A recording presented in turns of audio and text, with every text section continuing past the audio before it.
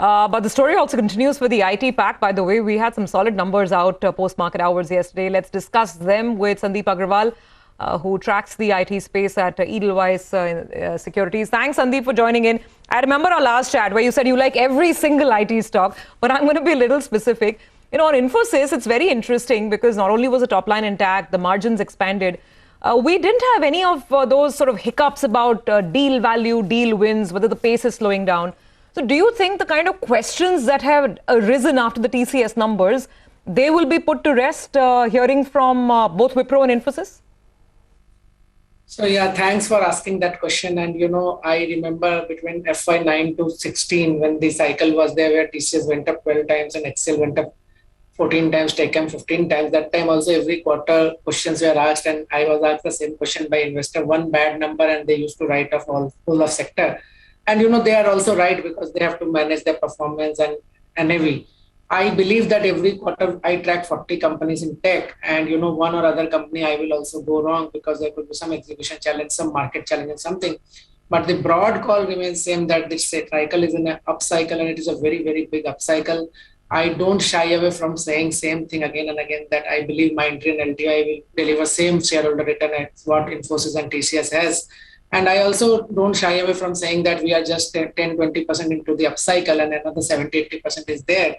And people, whatever level they buy, they will make tons of money unless the management issue is there or any corporate governance issue. So I think we have to see that it is an upcycle. In last 10 years, out of which 5-6 were bad phase of the cycle, then also all these stocks gave 10 to 12 times return. Then now we have an upcycle of 4-5 years. And so I think there is no reason for thinking that these stocks are expensive or anything, because I completely disagree with the street estimates and my own estimates on the earnings, because we are, as an analyst, only do Excel, and that always surprises us on the upside and downside both. So I accept that I will continue to go wrong, and I have to also upgrade my numbers every quarter, and the stock will do much better than here, and multiples will always optically look higher.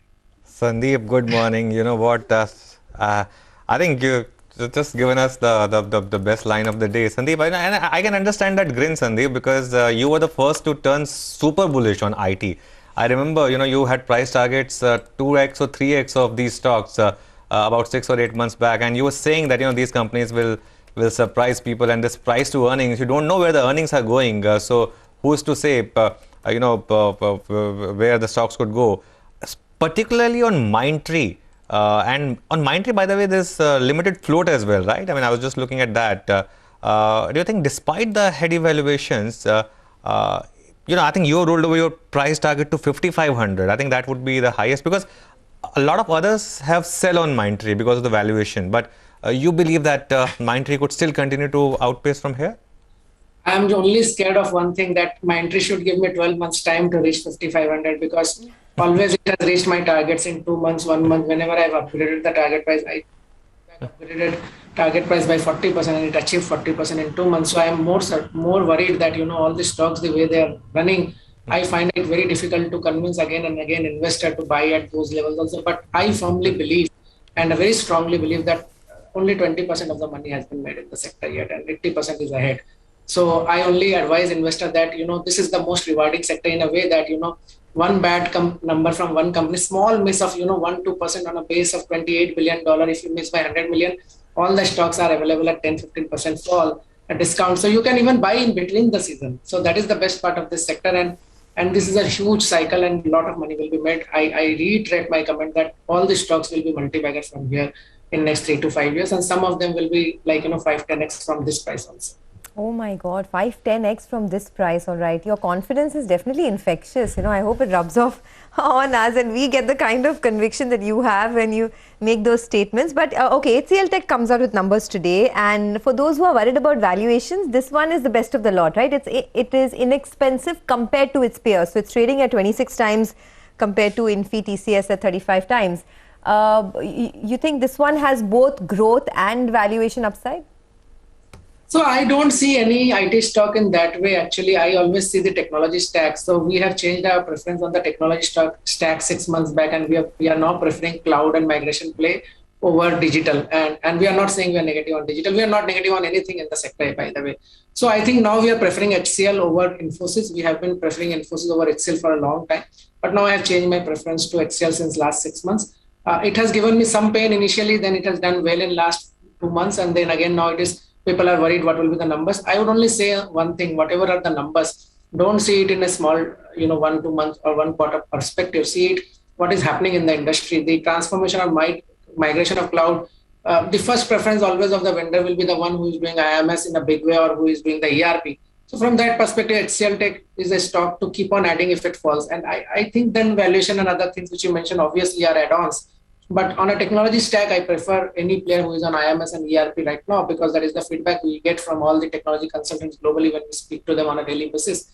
They are saying now preferences are clearly moving towards improving the backend versus the UI, because UI, a lot of work has happened in 3 to 5 years. So digital will also do extremely well, as you saw in Infosys number yesterday, 42% year-over-year growth.